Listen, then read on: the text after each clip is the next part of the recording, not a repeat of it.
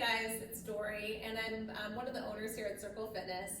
And I've been getting a lot of messages lately from friends and clients about how to alleviate back pain, sciatic nerve pain, pain in the hips and the back. And I honestly think that's coming a lot, stems from people being on the computer more and just not having as much movement and sitting a lot more than they normally would just in these times. And so I wanted to give you a little tip that I absolutely love that's super simple for alleviating back pain, or at least taking some of the strain off of the backs and the hips. So what we're going to do is we're going to grab a blanket. You can use a blanket or a beach towel or whatever you have at home. I don't recommend a pillow because usually they're a little squishier. You want something that's a little bit more firm. I love this type of a blanket where it's just a little bit more firm. It's perfect. But something where it has a little, it can hold your hips.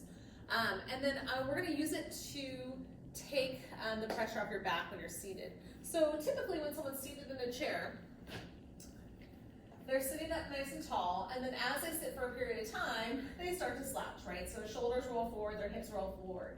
So we want to try to sit up nice and tall, and this is a hard position to hold. It puts a lot of pressure on your core, which is great. You want to obviously use it, but we tend to, myself included, when I'm sitting for a long time, I start to kind of slouch. So we want to make that a little more fail-proof so that you take the pressure off your hips and your back. So what we're going to do is we're going to take a towel, or this little blanket, and I'm going to roll it up like a Tootsie Roll. So I'm just going to start to turn it and make like a little roll.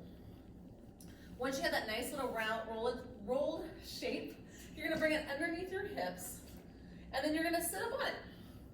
So it probably doesn't look comfortable, but it's actually really comfy.